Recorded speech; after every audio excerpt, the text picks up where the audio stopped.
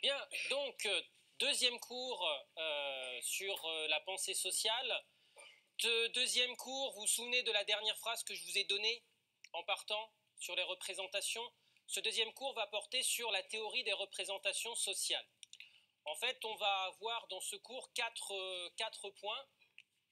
Tout d'abord, je vais vous expliquer comment, en quoi les représentations sociales s'inscrivent parfaitement dans la théorie, enfin dans le modèle de la pensée sociale.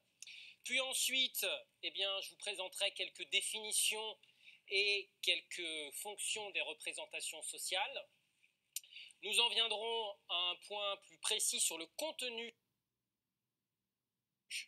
et la structure des représentations sociales. Je vous présenterai les trois grandes approches qui existent dans l'étude des représentations sociales.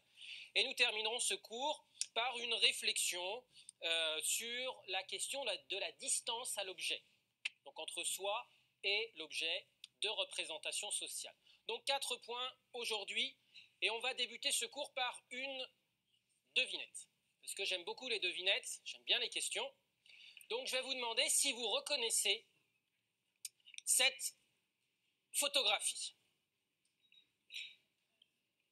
Normalement, tout le monde doit immédiatement reconnaître ce qui s'affiche à l'écran. Non? Vous n'étiez pas là ce week-end? Vous avez fait quoi ce week-end? Enfin, excusez-moi d'être...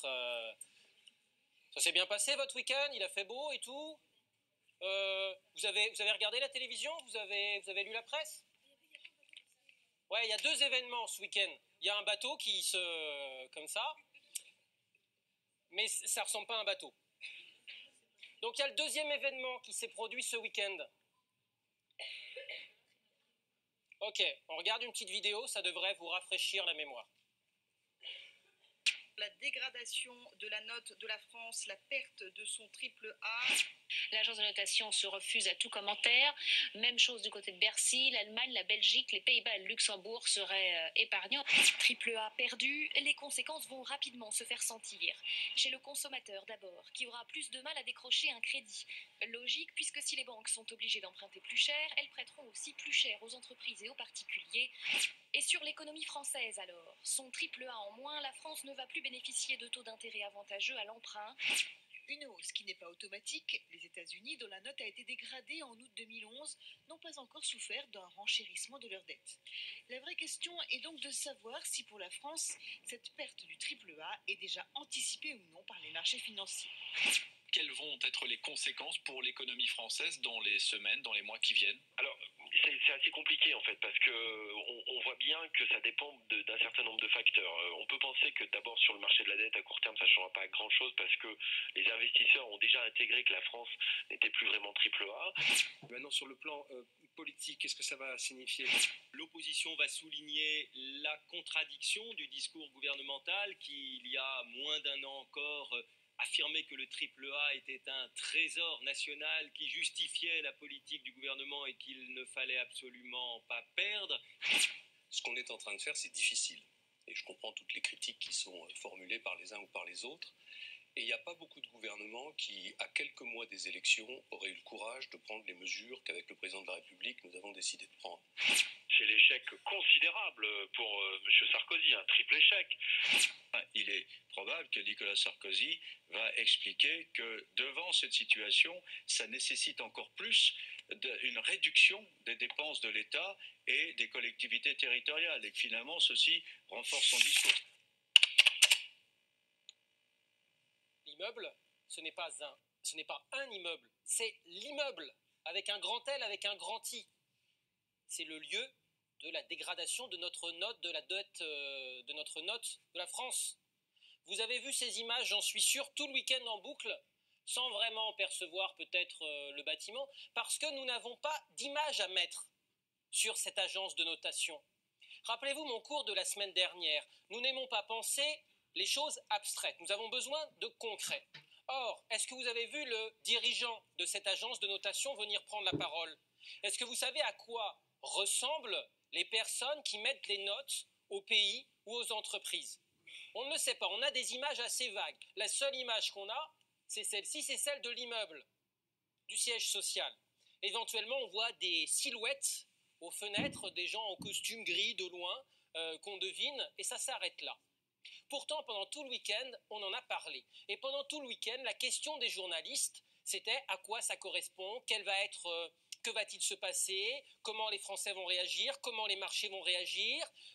Les marchés n'ont pas réagi, mais pourquoi les marchés n'ont pas réagi? Donc il va y avoir, et il y a eu, pendant ce week-end et dans les jours qui ont suivi et qui continuent de suivre, des discussions sur les émissions politiques, mais aussi dans les émissions satiriques.